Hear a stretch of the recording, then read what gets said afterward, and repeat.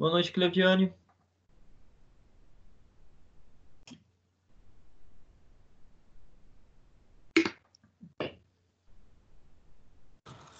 Oi, Eli, boa noite. Tudo bem? Tudo, e você? Tudo bem, graças a Deus.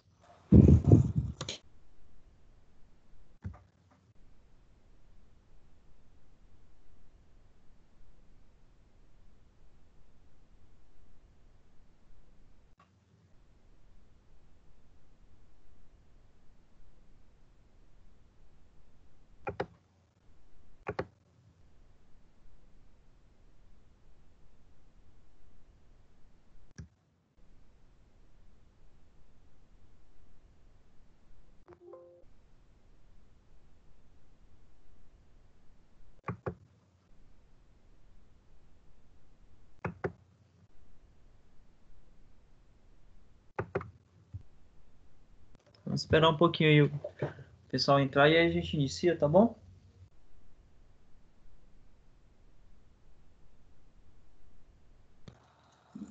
Beleza. E aí, já fez alguma disciplina, alguma prova das disciplinas interativas que tinha para fazer?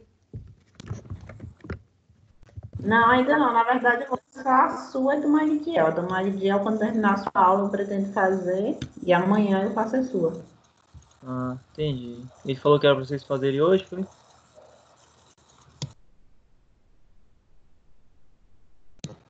Não entendi? Ele falou para vocês fazerem hoje, foi?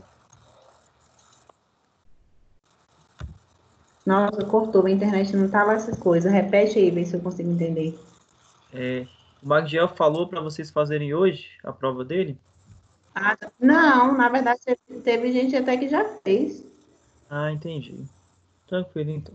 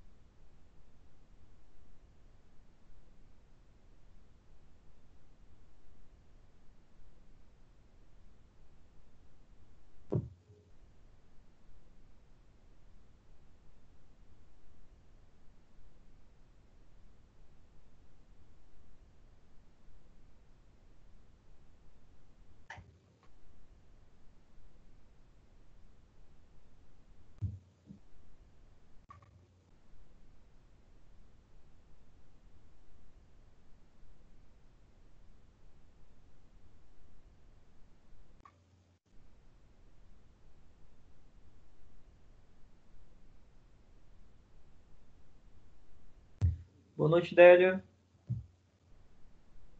Boa noite, Célia.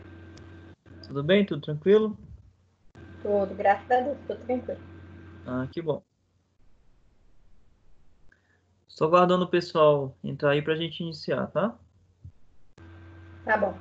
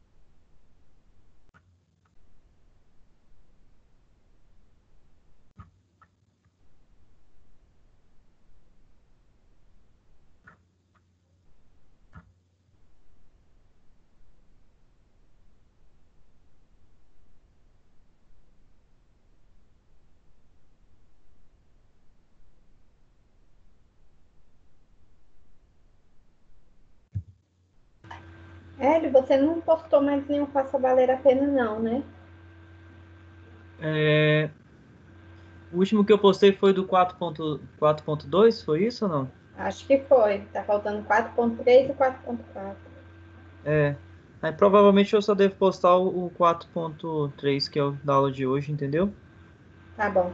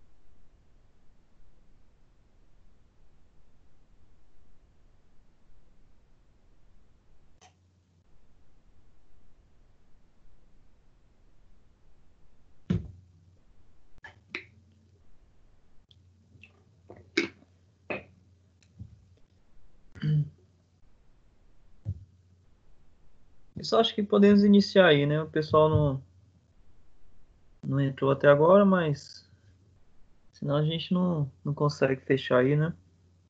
O que vocês acham? Pode começar. Já aguardamos demais aí, né? Boa noite, Simone, tudo bem? Boa noite, tudo bem? Que bom. Nós vamos iniciar aqui, tá? A aula. Eu estava aguardando algumas pessoas entrarem aí, mas o pessoal acho que hoje não sei se teve algum problema ou estava achando que não ia ter aula. Aí vamos iniciar aí.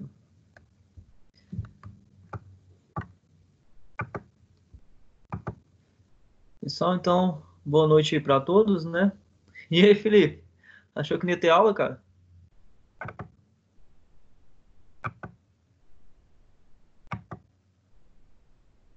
Ele tava falando lá no grupo que achou que não ia ter aula. E aí, galera? Bom final de semestre para todo mundo. Você já fechou a prova? Já fez a prova? Tava falando Já que não ia ter fechei. aula. Você já fez a de capital de giro? Fiz sim.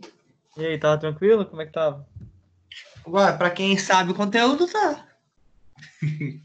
É sempre assim, né?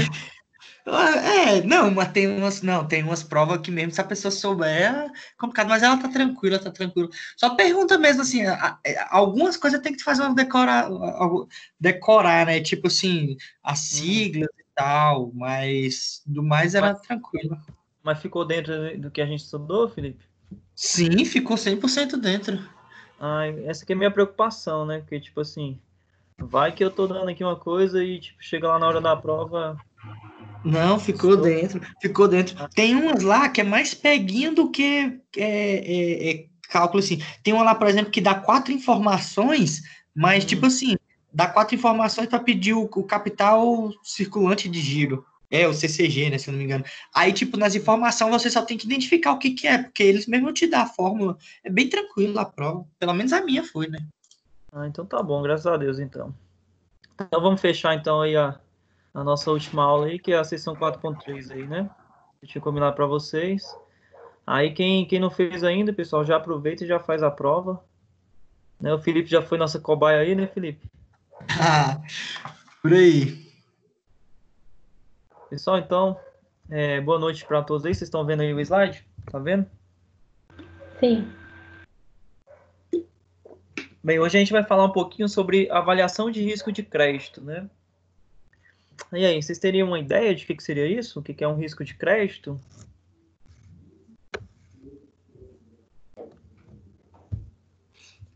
E aí, alguma ideia?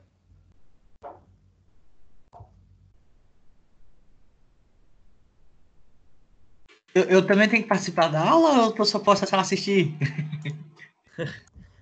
Você que sabe, Felipe, pode participar, cara. E aí, pessoal?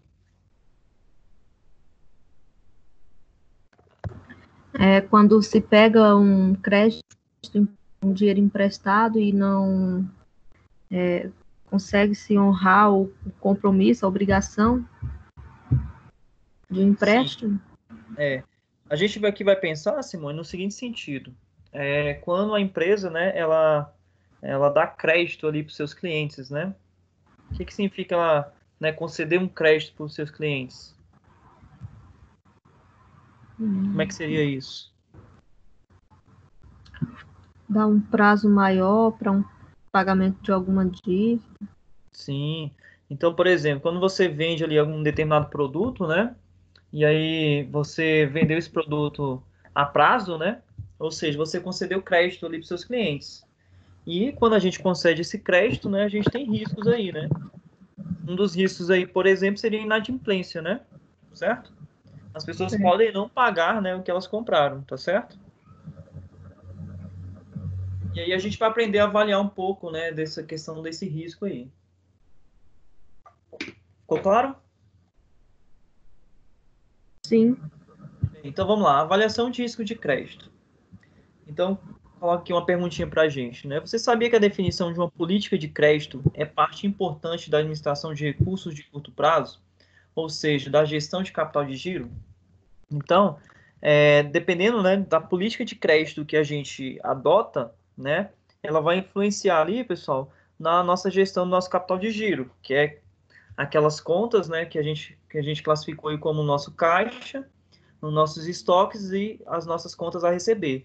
Então é óbvio, né, que a avaliação aí do risco de crédito vai influenciar nisso, porque a gente está ali trabalhando, né, com as contas a receber. Segundo a SAF Neto, ele fala o seguinte para a gente, ó. De acordo com o enfoque usualmente adotado, o estabelecimento de uma política de crédito envolve basicamente o estudo de 4 elementos, a saber, análise de padrões de crédito, prazo de concessão, descontos financeiros por pagamentos antecipados e políticas de cobrança. Então, o Asaf Neto, ele fala, né, que a gente vai ter basicamente 4 elementos, né, para avaliar, né, o risco de crédito, que seria análise de padrões de crédito, qual é o prazo de concessão que você vai dar, né, se você vai dar descontos financeiros por pagamentos antecipados e a política de cobrança. Então, a aula de hoje, a gente vai tentar ver um pouquinho aí desses quatro pilares aí que o Asaf Neto fala para a gente, que está baseado aí a avaliação de risco de crédito. Então, olha só.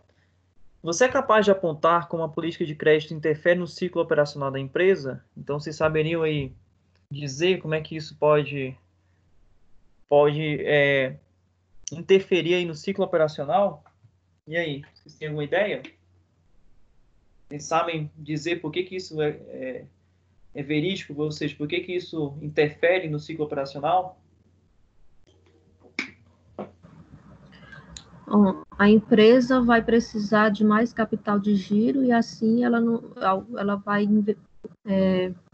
poder investir menos para manter mais dinheiro no capital de giro para imprevistos. Em que sentido? Se ela fizer o quê? Se ela conceder mais crédito, isso que você está dizendo? Se ela conceder mais crédito, ela vai ter que ter mais dinheiro investido em capital de giro? Sim, no caso, porque pode ser que alguns não paguem, né, a tempo, dentro do prazo. Vamos lembrar um pouquinho. Vocês lembram como é que funciona lá o ciclo operacional? Ele tinha alguns prazos. Vocês estão lembrados aí?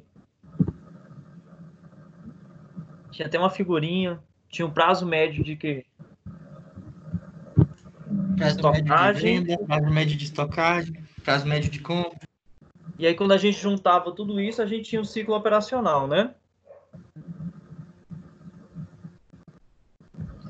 Esse ciclo operacional, se ele encurtar, né? Se você encurtar ele um pouco, o que significa isso? Se ele não for tão longo.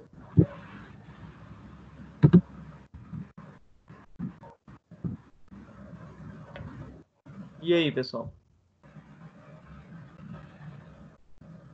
Se não for tão longo é porque os prazos são curtos, não é isso? Se os prazos são curtos, é porque você não está concedendo tanto crédito. Concordam?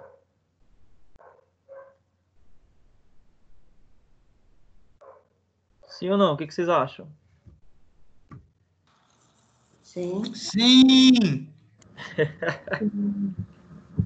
Bem, vou contar uma coisa curiosa para vocês. Talvez vocês hoje já seja um pouco comum, mas na época assim que eu comecei a ver como é que funcionava a questão de mercado, esse tipo de coisa.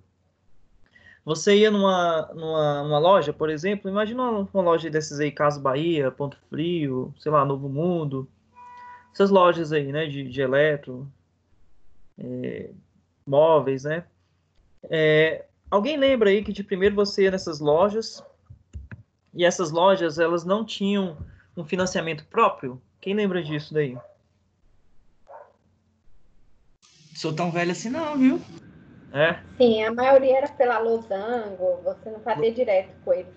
Losango, isso. Não A sou tão Losango velha era também. tipo... Oi? Não sou tão velha também, mas eu lembro da Losango. Pois é. A Losango era tipo campeã, né? Nessas lojas assim. Era, e você ia pagar quase 3 vezes o valor do produto. Isso. Ainda É, tinha a musiquinha, né? A musiquinha dos Mamonas lá, dos Mamonas Assassinas, né? Que a minha felicidade é um crediário, né? Na Casas Bahia. bem, aí o que que acontece, pessoal? Essas empresas, elas começaram a perceber que a partir do momento que elas conseguiam ter ali seus próprios linhas de crédito, elas viram que elas podiam lucrar de duas formas. Como que seria as duas formas de lucrar aí? Na venda e no crediário. Na venda e no crediário. Então, muitas empresas, né, elas viram que elas poderiam lucrar dessas duas formas, ou seja, e se nós olharmos hoje em dia, pessoal, a maioria das empresas aí, das grandes empresas, elas têm as suas próprias linhas de financiamento. Vocês já perceberam isso? Para falar a verdade, quase em todos os segmentos, não só de imóvel, né? Se você for parar para analisar, Sim, a nossa própria faculdade. pois é, isso que eu ia acabar de dizer. Faculdade, por exemplo, o ensino está muito na moda, entre aspas, agora, ter financiamento próprio da própria faculdade, sem ser fiéis, igual lá na Anguera-Pepe, em outras faculdades também tem. Se você for para o lado dos carros, as montadoras têm um banco próprio, por exemplo, da Volkswagen, banco próprio a Honda de moto, por Da exemplo. Chevrolet, você tem o banco, Chevrolet. Chevrolet Financiamentos, alguma coisa assim, você tem Isso. o banco Honda, sim, a maioria. Então, assim, a gente percebe, pessoal, que as empresas, né, elas precisam, né, levar, assim, bastante em consideração nessa questão da política de crédito. Por que que acontece? Se você não dá crédito, ou se o crédito é muito difícil, provavelmente você também vai o quê? Vai deixar de fazer o quê?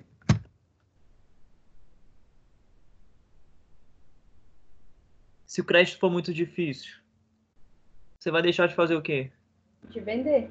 De vender, né? Então, as próprias empresas, elas começam, né, a trabalhar essa questão da política de crédito aí, de conceder crédito, delas terem, né, os seus financiamentos próprios aí, pessoal, justamente para...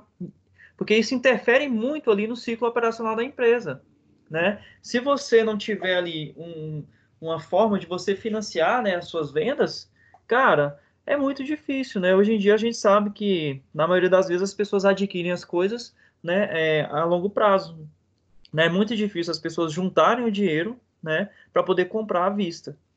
Então, as empresas, elas se viram obrigadas, né, vamos dizer assim, começar a conceder crédito aí para não poder, não perder vendas, tá certo? Então, ó, a decisão de que nível de risco de crédito assumir desempenha um papel importante, né, na determinação de que quantia de dinheiro uma empresa compromete em suas contas a receber. Então, ela vai ter que pensar muito bem, né? Ou seja, qual é o nível de crédito que eu vou poder, né, liberar ali para os meus clientes, né? Porque quando ela faz essa liberação aí, né? Quando ela faz essa...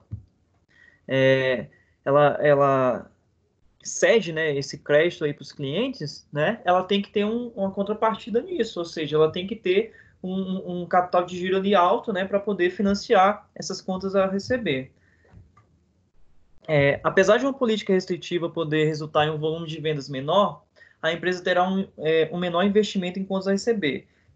Então, quando a empresa ela tem ali uma política restritiva de crédito, né? Então, o que é uma política restritiva de crédito? Ou seja, ela não vai conceder muito crédito aí. Ela não vai conceder o crédito muito facilmente. E aí, isso vai, em contrapartida, provavelmente gerar um menor volume de vendas, né?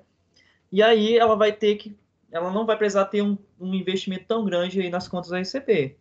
Só que vocês estão vendo, né? Sempre tem um lado bom e tem um lado ruim dessa história. Vocês conseguiram ir ver?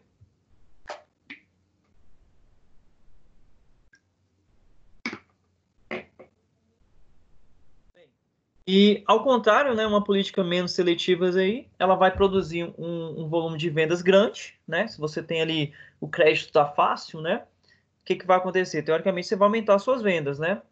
Só que também o nível aí de contas a receber ele também vai aumentar. Então, se o nível de contas a receber ele vai aumentar, você entra aí em duas situações, que seria uma situação que você tem que ter bastante dinheiro para poder financiar o seu capital de giro, e outra situação seria a inadimplência aí, ou seja, o risco, né, das pessoas não cumprirem ali com as suas obrigações, né? Então, ó, risco na política de crédito. O que seria esse risco aí na política de crédito? O risco no qual a gente está falando, né, é o risco da vendas a prazo, né? Ele envolve a decisão de conceder ou não crédito a clientes e, em caso de concessão, sob quais condições, quais prazos e quais critérios de cobrança. E aí, pessoal, o que é o risco aqui? O risco é a pessoa não cumprir com as obrigações, ou seja, ela não pagar. Só que aí a gente percebe, né? Se você não concede crédito, né, provavelmente você diminui ali seu volume de vendas. Se você concede crédito demais, beleza, suas vendas aumentam, só que você, né, vai ter que ter aí uma quantia maior, né, para poder financiar essas contas a receber. E por outro lado, também a gente aumenta o risco que a gente está correndo, né? Então essa decisão de dar crédito ou de não dar crédito, né, ela envolve o risco, né, de não recebimento das partes das vendas.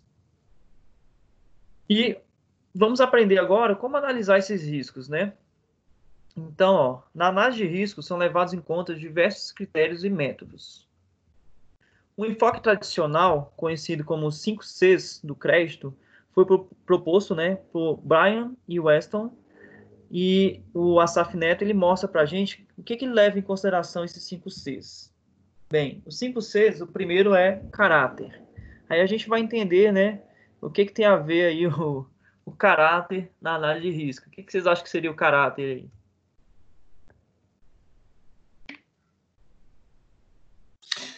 aí? Digamos assim, em números seria o score da pessoa. Em números, né? Mas o que é o caráter pra gente? É de um jeito quantificado, no caso. De um jeito quantificado é o score, né? Que a gente pesquisa lá, de acordo com o que o CPF do indivíduo tem na praça, e aí, entre aspas, quantificado, o caráter dele é revelado ali, né? Que se ele é um mau pagador, o score é baixo. Se ele é um bom pagador, o score é alto. Certo. Aí é uma forma de você quantificar o caráter aí de pagamento dessa pessoa, né, Felipe? Bem, capacidade. O que vocês acham que seria a capacidade aí?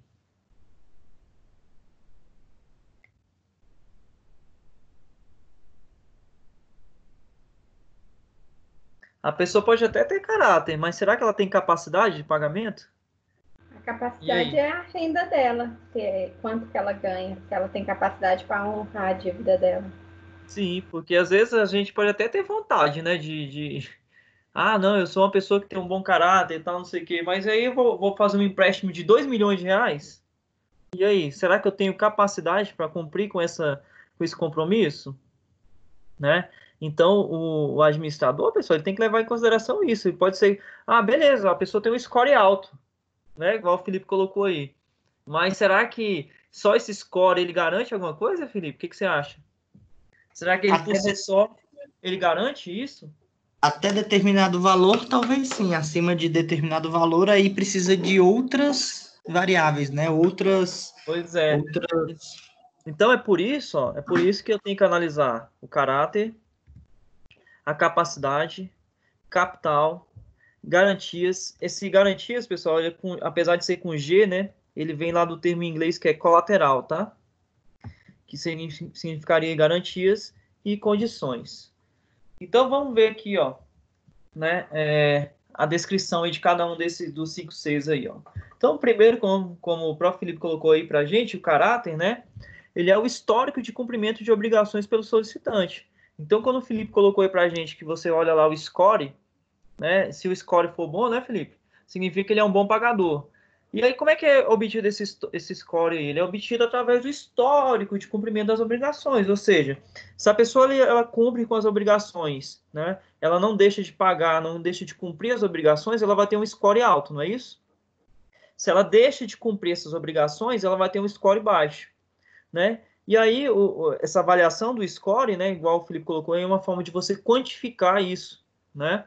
Então, você tem o histórico, né, de cumprimento de obrigações. Se esse histórico é bom, né, a pessoa vai ter um score alto. Se esse histórico é ruim, né, você vai ter um score baixo. Então, o caráter, né, pessoal, ele vai ser medido através desse histórico de cumprimento de obrigações.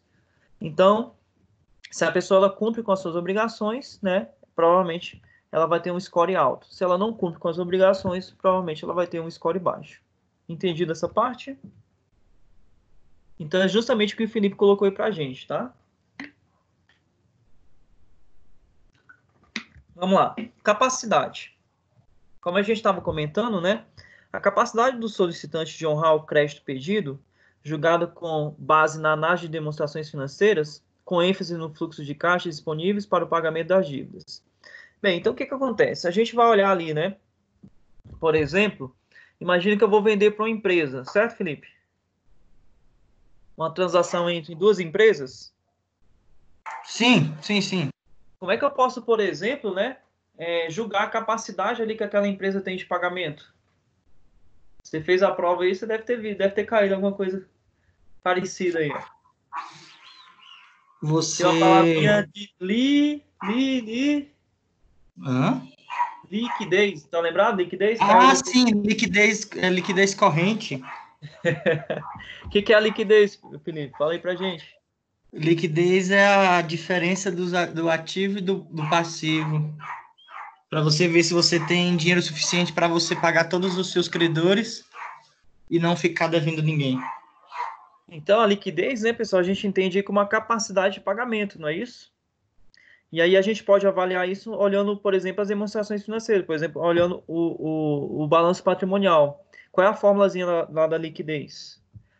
Se eu não estou enganado, a gente pega o quê? O ativo circulante lá, né? E divide pelo quê? Hã? É o ativo circulante dividido pelo passivo circulante. Pois é. E aí o ativo circulante, o que são? São, né, os disponíveis que eu tenho ali no curto prazo, e o passivo circulante é o quê? São as obrigações do curto prazo. Então, por exemplo, eu posso avaliar, né?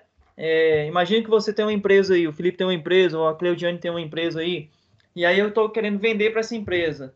E aí eu posso, por exemplo, avaliar a capacidade que essa empresa tem de pagamento, olhando, por exemplo, as suas demonstrações financeiras.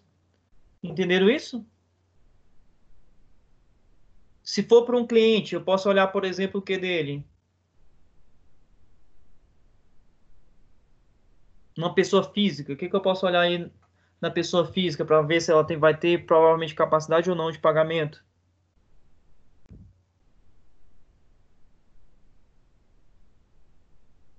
E aí, pessoal? O contra-cheque? Repete, por favor.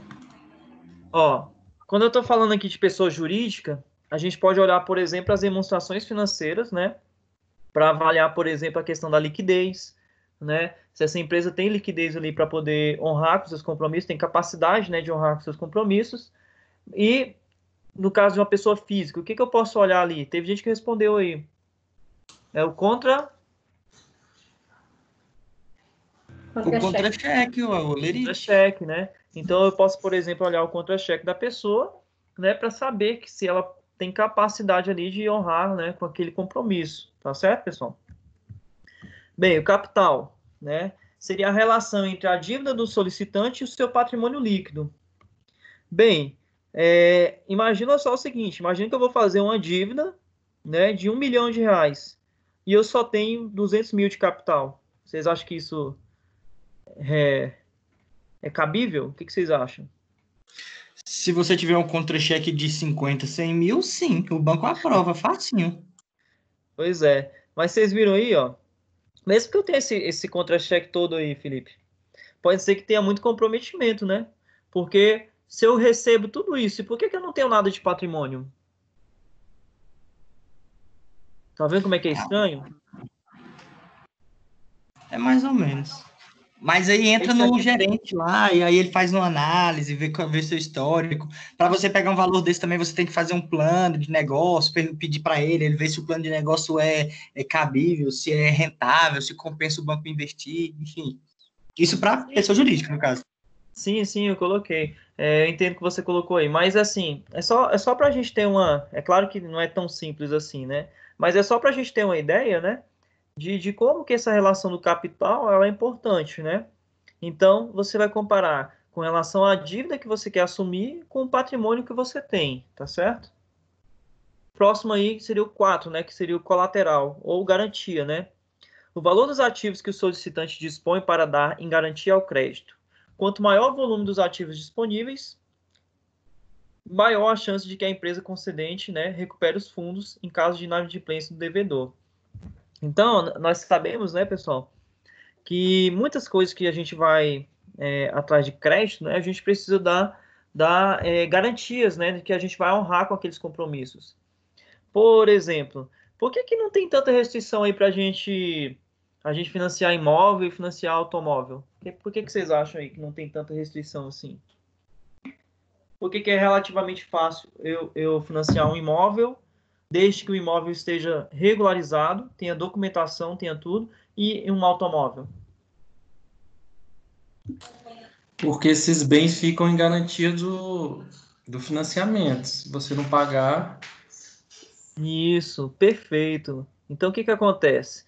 Muitas vezes, né, pessoal, a gente vai deixar algo ali como garantia. Ontem eu estava assistindo aquele filme que passou na... Nem estava assistindo assim o filme direito, mas estava prestando ali atenção uma determinada parte. Aí tinham lá um dos personagens lá, ele queria montar uma padaria. Não sei se vocês viram essa parte aí. Vocês viram? Aí ele chegou lá no banco, abriu uma maleta, tinha na maleta lá uns bolos, uns doces. Alguém viu essa parte aí do filme? Que filme? O filme que passou ontem lá do Animais Fantásticos lá, eu não lembro exatamente o nome do filme lá. Que passou ontem na tela quente. Alguém viu essa parte do banco lá, que o cara chega lá no banco ou não? Eu não vi, não assisto televisão, não. O cara chegou lá no banco, né? E ele tinha uma maleta assim, e ele abriu essa maleta, e dentro dessa maleta tinha doces, né? Bolos lá, pães que ele fazia. Aí ele queria, né, que o cara provasse ali, o gerente ali do banco provasse aqueles bolos, né? Provasse aquelas guloseimas ali que ele estava fazendo, né? E para mostrar para ele, olha, meu negócio vai ser... Ele queria montar uma padaria, né? Aí o cara falou, olha, meu negócio vai ser muito bom, tal, não sei o quê. As receitas aqui são deliciosas, prova aí para você ver, tal, não sei o quê. Aí o cara perguntou simplesmente para ele, né? Mas o que você tem como garantia, né, do empréstimo? Aí ele falou, né, ele não tinha nada como garantia. Aí o cara só falou, deu tchauzinho para ele e mandou ele embora para casa, né? Então, muitas vezes, né, pessoal, essa garantia aí, ela é importante, né? A gente levar em consideração, tá bom? Bem, e o último aí do 5C seria as condições, né? Então, seriam as condições econômicas gerais e setoriais e quaisquer condições especiais vinculadas a uma transação específica. Então, aqui a gente vai levar em consideração, né, alguns setores aí da economia, verificar como é que está a economia em geral naquele determinado momento, questões ali vinculadas ao setor, né, que você quer ali aquele crédito. Então aqui a gente vai avaliar, né, as condições em gerais aí, principalmente do mercado, né, como é que o mercado está em geral, né. Então, por exemplo, hoje, na situação de hoje, será que as condições estão boas aí para a gente conceder crédito? O que vocês acham?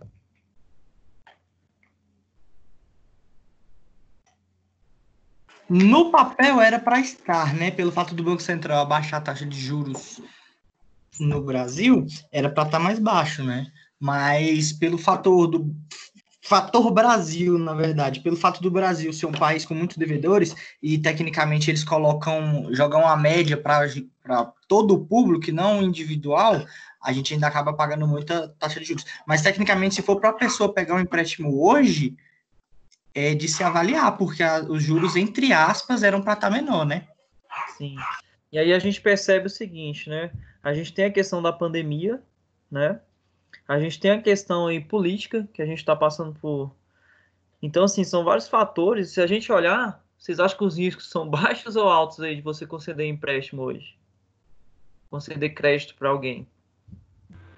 O risco está altíssimo, até porque o desemprego também está muito alto, né? Hoje você está empregado, amanhã pode não estar. Sim. Então, assim, a gente está passando por uma situação, né, pessoal? Uma época aí muito ruim para os negócios, né, em geral, né? Então, a gente tem aí a maioria das pessoas perdendo emprego, a gente tem aí crises políticas, né? A gente tem crises aí sanitárias nessa questão dessa pandemia. Então, assim, realmente a gente está passando por um período muito ruim, né, para negócios, tá bom? Bem, como avaliar o risco, né? Então, a gente viu aí, né, que a gente precisa levar em consideração esses 5 fatores, né, que isso aqui seriam para a gente aí um enfoque aí um foco tradicional, né? Então, tradicionalmente, a gente leva em consideração esses 5 fatores aí, certo? E como avaliar esse risco, né? Então, o processo tradicional de avaliação de risco é desenvolvido com base na experiência de que a empresa teve com o cliente no passado.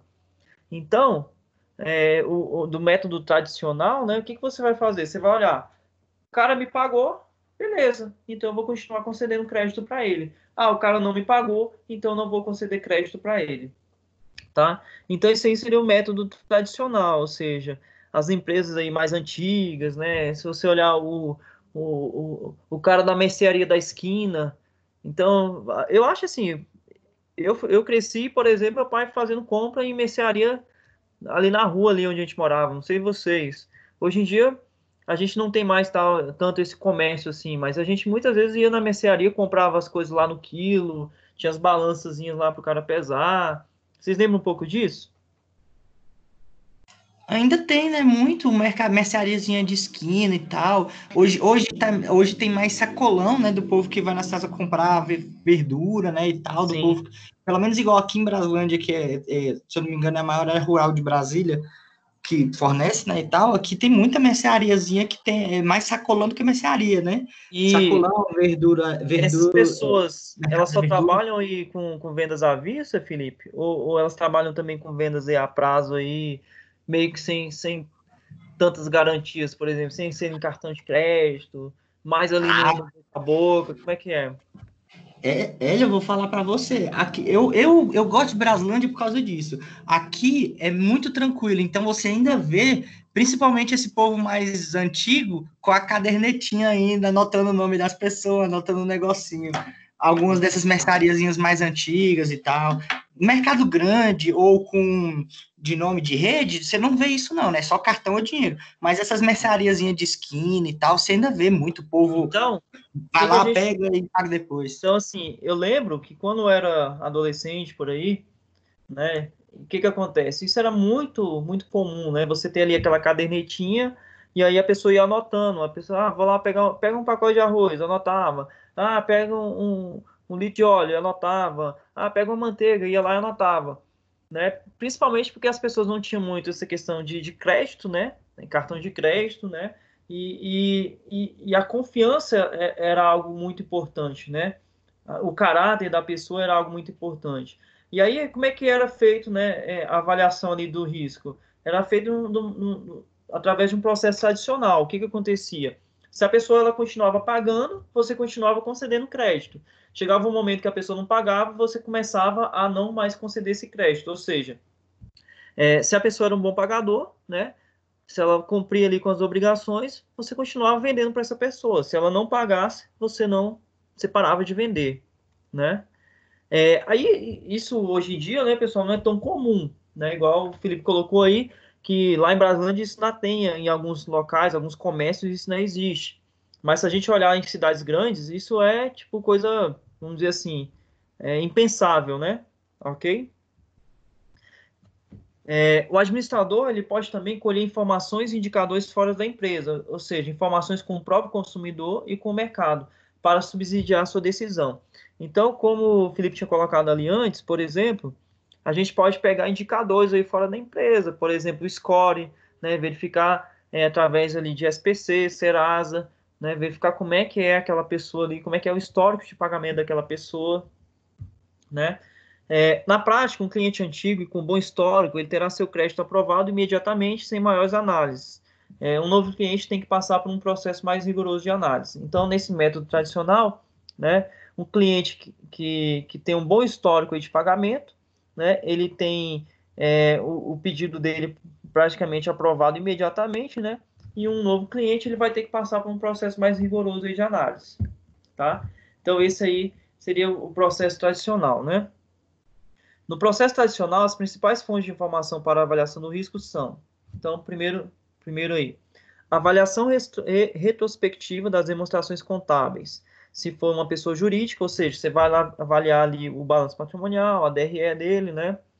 Com estudo de indicadores econômicos financeiros, extraído dessas demonstrações financeiras. Por exemplo, o índice de liquidez, né? Seria um exemplo aí de você verificar a capacidade ali de pagamento, né? E dessa forma é possível a gente avaliar aí a situação patrimonial de liquidez do cliente e projetar sua capacidade de cumprir as obrigações assumidas, né?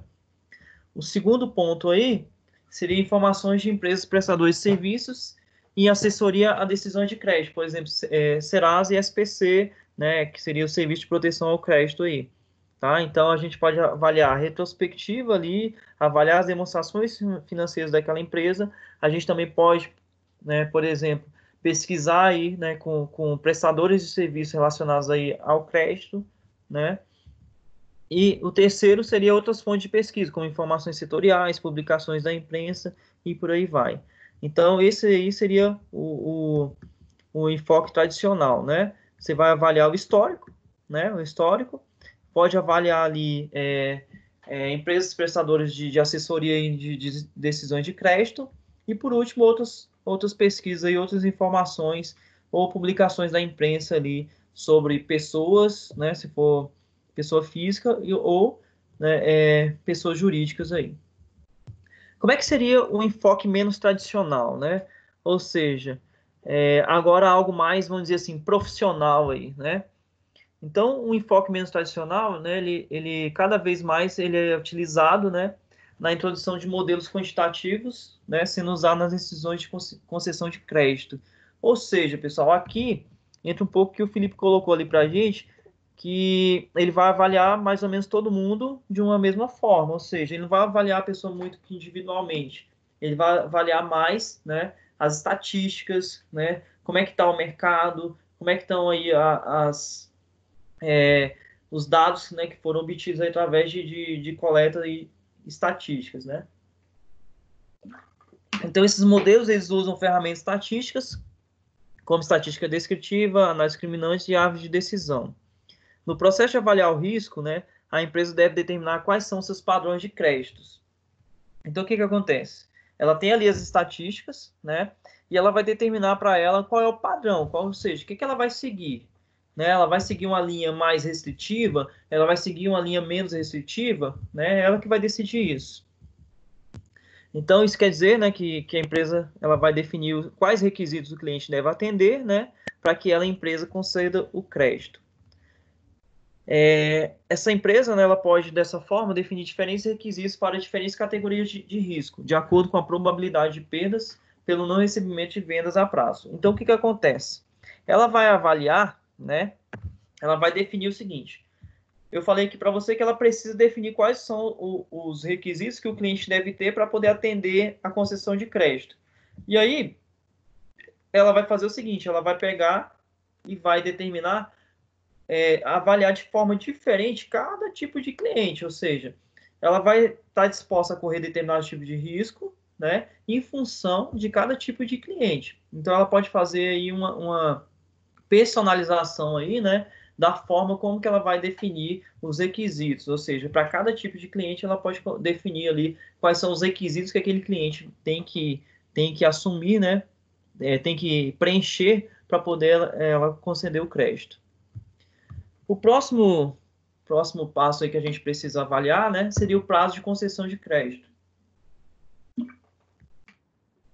Bem, então esse aqui é o segundo elemento, né, pessoal, que é o prazo de concessão de crédito, e ele é definido pelo Assaf Neto da seguinte forma: o prazo de concessão de crédito refere-se ao período de tempo que a empresa concede aos seus clientes para pagamento da compra realizada.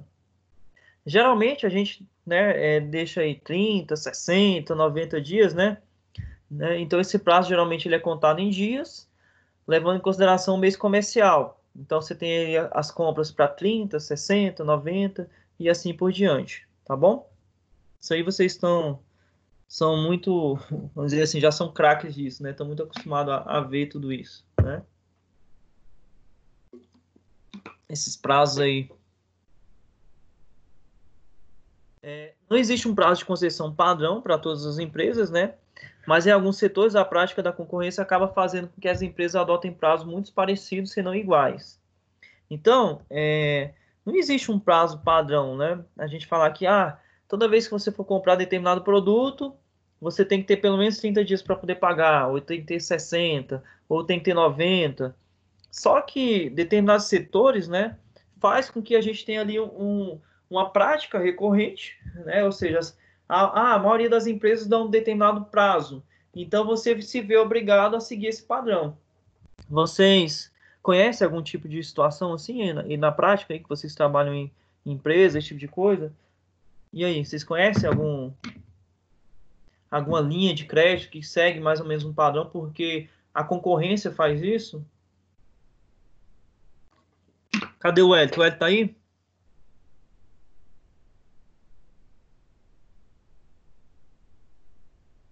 O Hélio tá aí na sala ou não?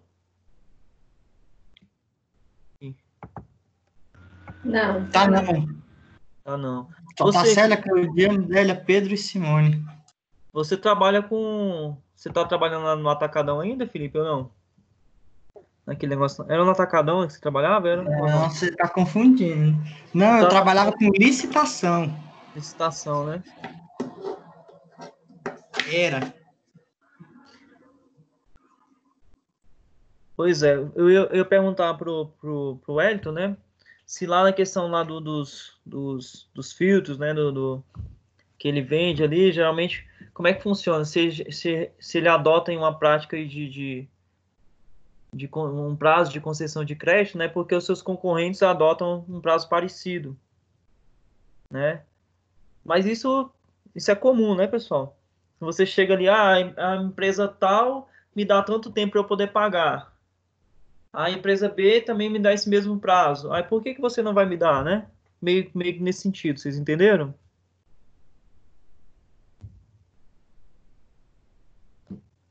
Que não existe um padrão, né? Mas a gente começa a questão da concorrência, ela faz, né, que as empresas, né, elas adotem prazos parecidos, né? Na maioria das vezes até iguais.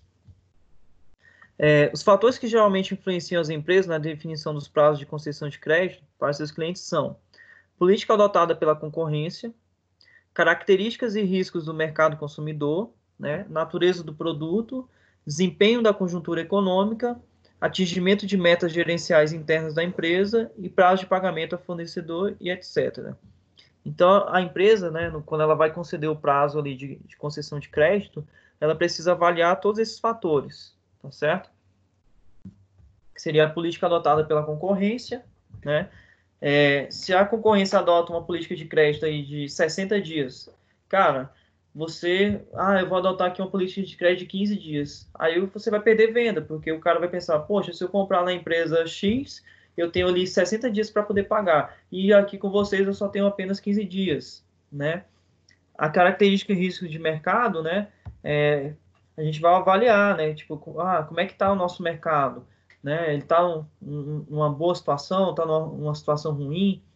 O tipo de produto que a gente está vendendo, né? Tem produtos que você vai ter que conceder aí um prazo de crédito maior, né, para o pagamento, e tem outros produtos que não precisa conceder um prazo tão grande aí, tá certo? Questão de metas, né, que a empresa precisa atingir, e por aí vai. Os seus próprios fornecedores, né, porque também, se você conceder ali um prazo muito grande ali de crédito, e você tiver que cumprir com as suas obrigações, né, com seus fornecedores, tem duas alternativas. Ou você diminui, né, esse prazo de concessão de crédito, né, ou então você tem que aumentar o seu investimento em capital de giro. Bem, próximo ponto aí a analisar seria os descontos financeiros. Vocês acham que isso influencia nessa questão aí da análise de crédito? O que vocês acham? Aqui a gente está pensando que a empresa vai dar desconto nas compras, ou seja, de quem vai comprar dela.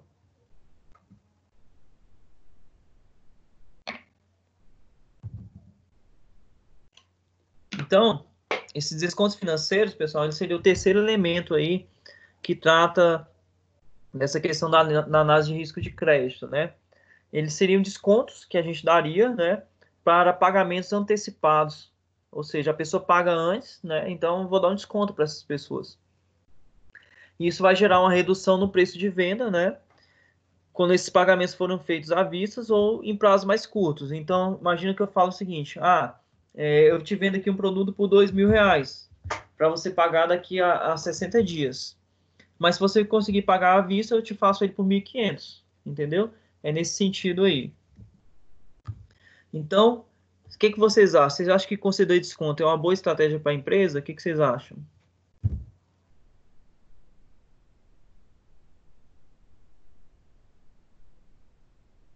E aí, pessoal? Conceder desconto é uma boa estratégia para a empresa? O que vocês acham? Sim, aumenta o volume de vendas, né? Normalmente aumenta o volume de vendas. Aumenta ali o giro, né, da mercadoria, não é isso, Felipe? Quem respondeu foi o Pedro, mas é isso mesmo. Isso. Quem respondeu foi o Pedro, a voz está parecida aí.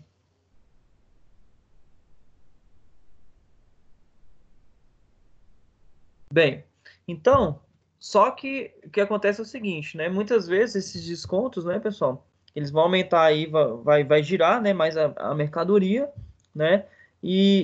Só que também tem uma contrapartida, né? Qual que seria a contrapartida disso daí?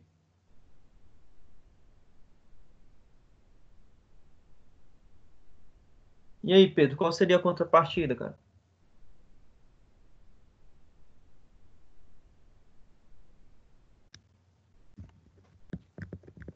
Pedro? Fala pagamento à vista? Sim. Você está concedendo desconto, né? Sim. E aí, o que que isso gera aí de contrapartida, cara? Margem de lucro menor. Margem de lucro menor, isso. Você Então, tem ó, que pode falar, Pedro.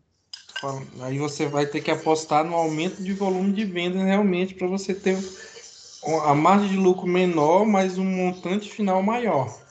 Isso, ok? Então, a gente tem que fazer aí, né, pensar nessas duas situações. Beleza. Eu tô dando aqui um desconto financeiro, né, por um pagamento ali à vista, né, pensando o seguinte: eu vou aumentar meu volume de vendas. Só que em contrapartida, a gente vai ter uma margem de lucro menor, né, porque você está dando desconto. Aí, o que seria então interessante a gente analisar aí? Seria interessante a gente analisar, pessoal, qual é o custo do dinheiro no tempo. Por quê?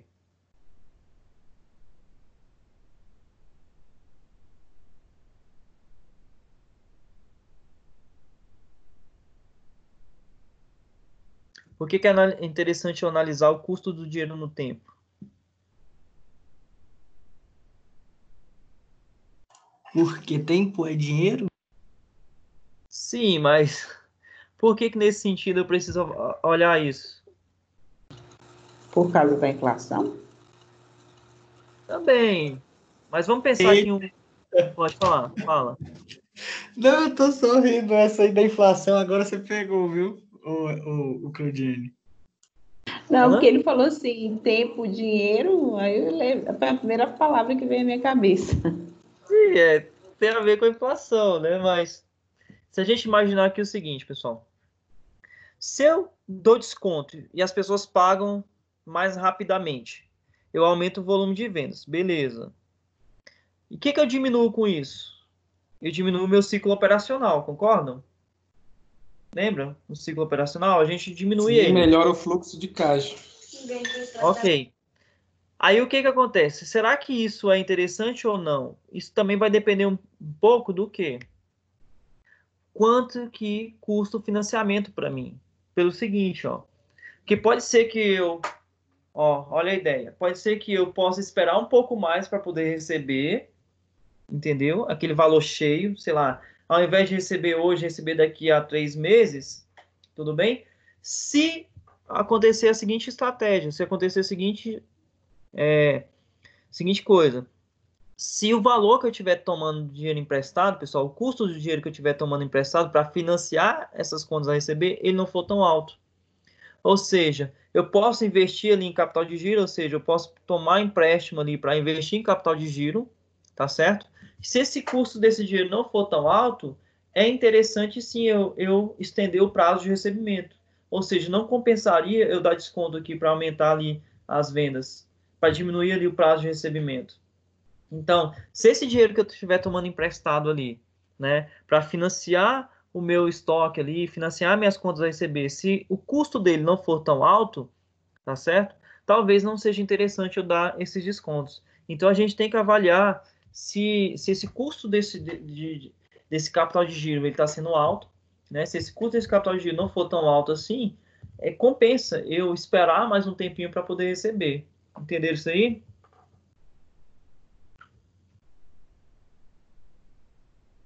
Sim. Então, ó, esse desconto ele pode ser uma boa estratégia ou pode não ser uma boa estratégia. Vai depender muito, tá, de quanto que custa o dinheiro para mim, ou seja, quanto que custa eu financiar meu capital de giro, né? Então, ó, assim como o prazo de concessão de crédito, o desconto faz parte da política de crédito da empresa e pode afetar todos os elementos. De forma geral, quando a empresa concede desconto, ela espera atrair novos clientes e aumentar o volume de vendas, né? Essa decisão, a de conceder desconto, também pode estar atrelada à estratégia de diminuir a necessidade de caixa com a redução no prazo médio de cobrança. Então, quando eu, né, dou desconto financeiro, né, pessoal, teoricamente, eu estou diminuindo o prazo médio de pagamento, né? O prazo médio ali de cobrança, né, dos meus clientes. Se eu estou diminuindo esse prazo médio, eu estou diminuindo ali meu ciclo operacional, né? Então, de forma geral, quando a empresa ela concede esses descontos, ela espera atrair novos clientes, aumentar o volume de venda. Tá. O que seria que repetiu? Vamos ver aqui um exemplo para a gente ver o que acontece. Ó. A empresa pode ainda adotar essa estratégia para financiar a custos baixos. Vamos analisar o exemplo a seguir. Olha só.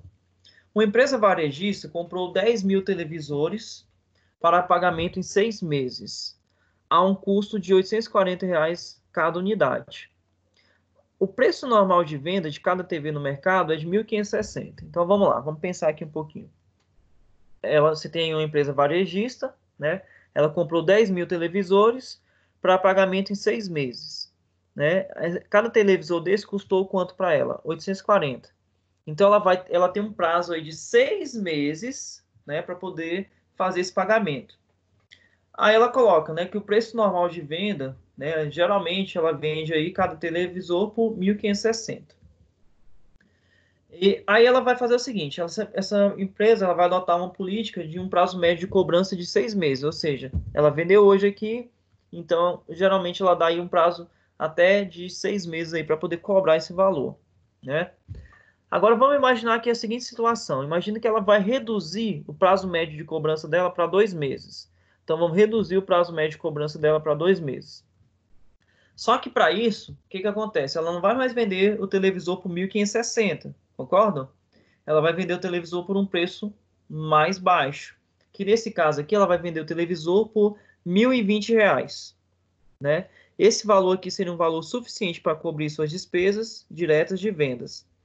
Então a empresa terá um aumento de caixa, né, de 10,2 milhões, que seria o quê? 10 mil vezes 1.020, né, pelo prazo de 4 meses. Então, o que acontece?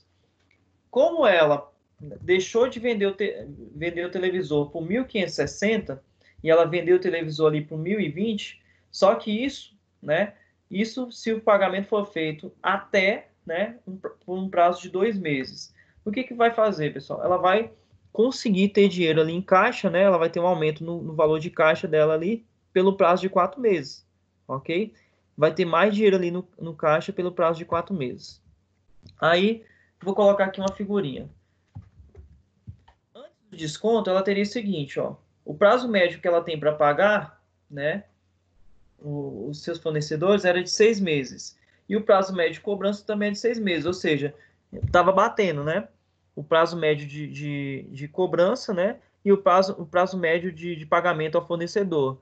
Então, tudo era 6 meses, né? Aí o que acontece? Nesse caso aqui, a empresa ela não tem folga de caixa. Ela recebe os clientes para pagar os fornecedores. Ela recebe os clientes para pagar os fornecedores. Ela recebe para poder pagar. Ou seja, ela não tem nenhuma folga ali, né? Depois do desconto, o que acontece? Ó?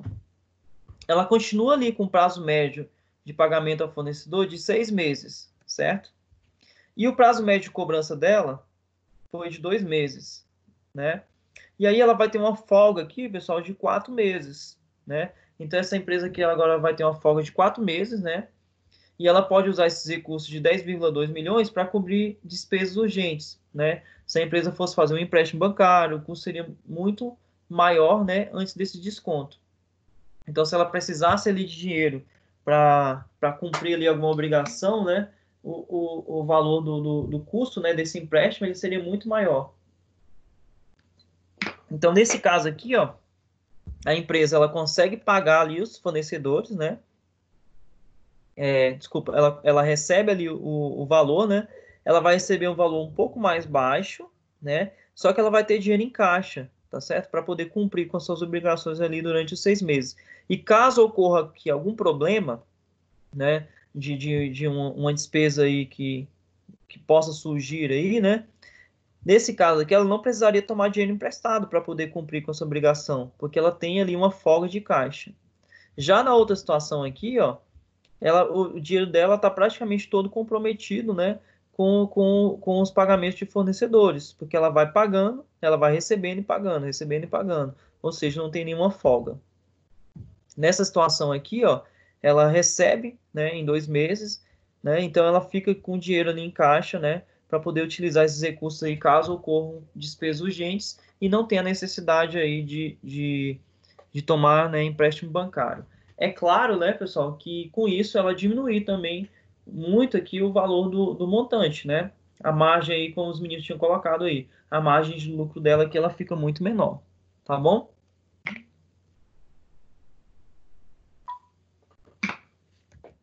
Bem, e a última política aí, pessoal, que a gente precisa ver, né, seria a política de cobrança, tá certo? Então, o quarto e último elemento da política geral de crédito, né, que vamos estudar, é a política de cobrança. As políticas de cobrança, elas são definidas por vários critérios aí, né, a serem adotados aí pela empresa, né, nas suas vendas a prazo. Essa política ela deve ser articulada com a estratégia da gestão de recursos de curto prazo da empresa, né? E essa dosagem aí, ela não é uma tarefa muito simples. O que significa isso? Você arrochar demais aí na cobrança, né? Você pode perder clientes, né? Se ela for rígida demais aí, você pode perder clientes. E se ela for, vamos dizer assim, muito frouxa, né? Você pode ter aí perdas por inadimplência, né? Então, você nem pode ser muito rígido nessa política de cobrança, né? E você também não pode ser muito leve nessa política de cobrança, porque se você for muito rígido, né, você pode perder clientes, né? Pode perder vendas aí. E se você for muito leve nessa cobrança, isso pode gerar perdas aí por inadimplência. Alguns procedimentos de cobrança podem ser empregados pela empresa, né, nessa política aí. E ela pode, né, na verdade deve, né, instituir aí um manual de cobrança com os parâmetros, né, bem detalhados, o que você deve fazer, o que você não deve fazer, né. Exemplos aí de procedimento de cobrança, né, seria, por exemplo, cobrança por telefone, através de cartas, cobrança pessoal ou cobradores externos por meio de agências de cobrança e cobrança judicial, né? Espero que ninguém tenha passado por nada disso daí, mas vocês já devem conhecer, né, que as empresas adotam, né, basicamente todos esses exemplos aí que eu coloquei, esses procedimentos aí de cobrança, né?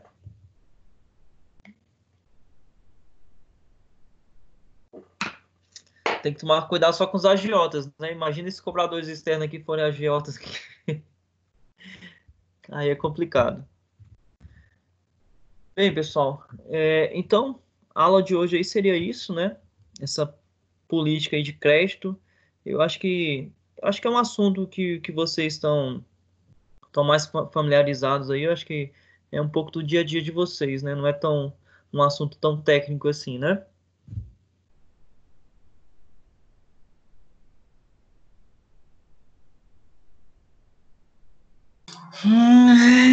Tá acabando o semestre. Graças a Deus, né, Felipe? Rapaz, que com o final do semestre, tomara que acabe tendo corona, tomara que até julho, agosto já tecnicamente volte ao normal, entre aspas, ou pelo menos a circulação Claro que sempre protegido, mas pelo menos a circulação normal aí, que as empresas chamam de novo, o povo para trabalhar, que a vida volte ao normal, que a gente não pode ficar Sim, parado esse tanto de tempo assim, não. O ser humano não foi feito para ficar dentro de casa, não. Se fosse, não tinha saído das cavernas até hoje. sim, com certeza. Pessoal, então, é, foi combinado aí. Hélio, Pois não, No Dé. caso, então, hoje foi sua última aula, né? Ou semana que vem você ainda dá aula?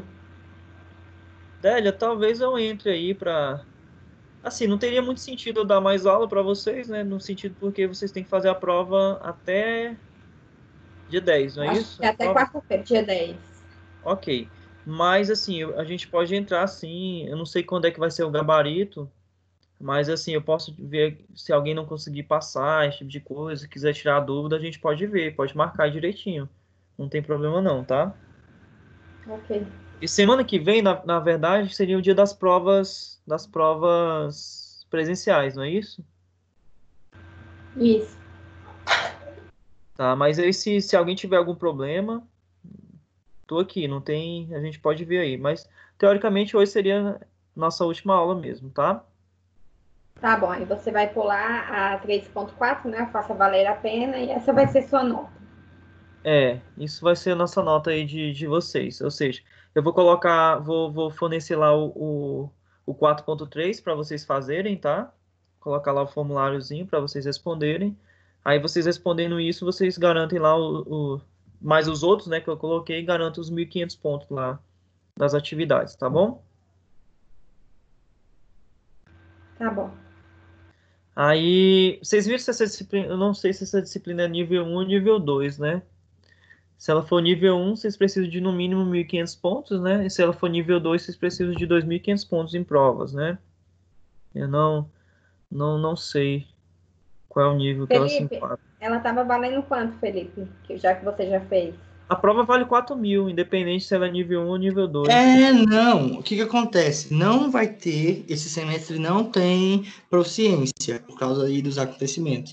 Toda prova vai valer 4.000 pontos para sua unidade. Aí, É. dependendo do tipo, se é nível 1, se é nível 2, tecnicamente, a turma que tem alguém do primeiro semestre, que está começando agora, né, calouro, aí só precisa tirar 1.500 nessa prova. Aí a turma que não tem calouro é 2.500. Na soma dessa de 4.000 dá outras 1.000. A nossa prova aqui é muito provável que não seja nível 1. Eu É não sei nível exato. 2. A nossa é nível 2, né? É nível Aí 2. juntando a nota da nossa primeira prova, foi a que vocês fizeram comigo. Mais essa prova que vocês vão fazer aí no online, né, pessoal? Tem que somar pelo menos 2.500 pontos, tá bom? Mas o que que acontece? Lá é bem fácil de entender, porque lá tem falando, tanto no portal de primeira, quando clica aqui nas matériazinhas, ele explica bem facinho aqui, ó. Tipo assim, ele tem quatro barrinhas, né? Eu tô no meu aqui agora. Ele tem 4 barrinhas. A barrinha do avaliação oficial, aí tem um mínimo 2.500, igual o que eu estou abrindo agora, o do capital de giro, aqui mínimo 2.500, aí atividade de sala de aula, transversal e virtual DIB, no caso é essa. Aí aqui você vai ver suas notinhas. E a Ah, nossa matéria é 2.500. pessoal, o Felipe disse que fez a prova aí, ele falou que não tava, para quem estudou, tava, né, Felipe, até tranquilo, né? Suave. Então, eu espero assim que todo mundo se saia bem aí na prova, né? Que não precise fazer a segunda chamada, não, a avaliação final, né? E espero que eu tenha contribuído aí um pouquinho para vocês, que tenha ajudado aí um pouquinho essas aulas, né? Para vocês fazerem essa prova. Que como eu falei para vocês, eu não tenho ideia como é que é a prova, né? Ela vem de São Paulo realmente, né? Não sei realmente como é que é a prova. Espero que seja cobrado em cima do conteúdo. O Felipe falou que fez, disse que foi bem em cima do conteúdo aí que a gente estudou, tá bom? Felipe, teve cálculo? Felipe? Cálculos em besta, coisa de ensino fundamental. Era mais para interpretação mesmo do texto. Eles colocavam várias informações e você tinha que identificar o que era aquela informação dentro do contexto. Agora, cálculo mesmo era tipo valor um menos outro, entendeu? Um mais outro, um dividido por outro, que é a Pô, formulazinha. operações bem Ah, básicas tá. mesmo, né? Tá bom, obrigada, Felipe. Certo. Pessoal, então, acho que podemos encerrar aqui, né? Boa noite aí para todos, uma boa prova aí para quem vai fazer. Espero que todos consigam tirar notas boas aí. Muito obrigado aí por esse semestre aí, eu sei que não foi o mais adequado aí, né? A gente queria mesmo estar em sala de aula, ter aula normal aí, mas espero que eu tenha contribuído da melhor forma possível para vocês. Desculpa aí qualquer coisa. Eu tentei fazer aqui o melhor que eu podia aqui para vocês, tá bom? Eri, realmente a gente vê que você faz o seu melhor. É muito bom quando a gente pega a nossa grade horária e vê que você é um dos professores, porque parece que você tem prazer de ensinar, você tem gosto de ensinar, é muito bom. É até um elogio que eu quero te fazer, porque para mim, pessoalmente, quando eu peguei a grade e vi que o professor era você, é de grande satisfação. Muito obrigado, eu fico muito de coração mesmo, assim, fico emocionado quando você falou isso e é gratificante para a gente escutar isso. E até completando, assim, o que a Adélia falou, eu não sei o pensamento dos outros, mas, assim, com essas aulas online, na minha opinião, a sua foi em primeiro lugar, assim, em termos de aprendizagem, de ensinamento. Acho que vocês, Sani, vocês, assim, não vi tanta dificuldade para aprender, entendeu? Do que a gente está lá presencial, mas, assim, suas aulas, para mim, foram perfeitas, entendeu? Porque cálculo, assim, para você aprender à distância é bem complicado, mas, assim, eu não tive muita dificuldade com você. Eu concordo plenamente com a Adélia, eu também estava, assim, senti muita falta, acho que a gente ficou uns 3 semestres sem ter aula com você, entendeu? E, assim, concordo plenamente com a Adélia. Muito obrigado, TG, muito obrigado. Professor, Porque igual. da Adélia e da Claudiane, as minhas palavras. O senhor está de parabéns. O senhor estando ou não na sala de aula, o senhor dá uma aula maravilhosa. O senhor foi o único assim, que colocou até o quadro, incrível, explicando para a gente no quadro aí atrás. Então, assim, quero agradecer ao senhor de coração. E, igual a Adélia falou, quando a gente pega uma grade, vê o nome do senhor, chega a dar gosto, sabe que vai ter uma aula com qualidade. Parabéns, professor, muito bom. Muito obrigado. Vocês estão querendo fazer eu chorar aqui, né? Bem, assim, eu agradeço aí os elogios, né? Eu realmente gosto do que eu faço, assim, a gente a gente perde muito tempo, né, preparando, né? Não é assim, eu comento sempre com os alunos, a gente está trabalhando muito mais do que se estivesse na sala de aula, né? A gente passa assim praticamente o dia inteiro montando aula, montando uma planilha, montando alguma coisa ali para poder tentar fazer com que vocês entendam ali da melhor forma possível. E esse reconhecimento de vocês aí para mim não tem preço, é o melhor que eu poderia ganhar aí nesse finalzinho de semestre. Eu reforço os elogios das minhas colegas e parabéns, professor. Espero que no próximo semestre esteja lá de novo, principalmente nas matérias de cálculos. Eu também vou falar para vocês, né? Puxando o saco de vocês não, mas essa galerinha aí, ó, o Pedro, você, Simone, a Adélia, né, a Cleudiane, vocês são alunos nota 10 também. Vocês, sempre quando vocês estão na aula, vocês participam, vocês fazem as coisas. O Pedro, eu tinha dado aula aí para ele já tinha um tempo, ele voltou agora a ter aula comigo, não foi, Pedro? Você, Simone, eu acho uma menina muito interessada. Felipe, nota 10, as minhas aí, a Obrigada. Célia, a Adélia, a Cleudiane. Fala, Pedro. Não, só para afirmar também que assim, eu concordo com tudo que foi falado, tá? Não vou aqui me estender, mas reforço tudo que meus colegas colocaram aí. Não tem realmente nada do que se queixar, tá bom? Muito obrigado, Pedro. Professor, eu também não. Todo mundo já falou tudo que deveria falar e você sabe que a gente conversa de vez em quando no privado aí, você me tira altas dúvidas quando eu preciso de ajuda e tal, você tá sempre disponível e tudo. E agradecer mesmo. Não é só um professor, não, é um amigo que a gente faz mesmo. Tá, obrigado aí. Agora chorou? Quase. Mas é sério, é um amigo mesmo que a gente faz. pro resto da vida, se Deus quiser. Com fé em Deus. Pessoal, então, boa noite aí para vocês. Eu sei que vocês devem ter aula aí depois aí do Magdiel, não quero... E muito obrigado por tudo aí, tá bom? Fiquem com Deus e qualquer coisa, tô disponível aí para ajudar vocês no que eu puder, tá bom? Tá bom, Hélio. Boa noite. Fica com Deus. Obrigada por tudo. Ok. Boa noite, Ok, gente. boa noite. Falou, Boa noite a falou. todos. Ó, lembrando, viu? O dólar já tá 4,86, viu? Não comprem dólar. E não esqueçam de fazer a prova, viu? Eu vou Não comprar esqueça quando de fazer você, a prova. quando você começar a me emprestar dinheiro, Felipe. Então vamos ficar ricos, viu? Só de vender dólar. Vamos esperar ele abaixar de novo. Valeu, pessoal. Boa noite. Falou, pessoal. Até mais.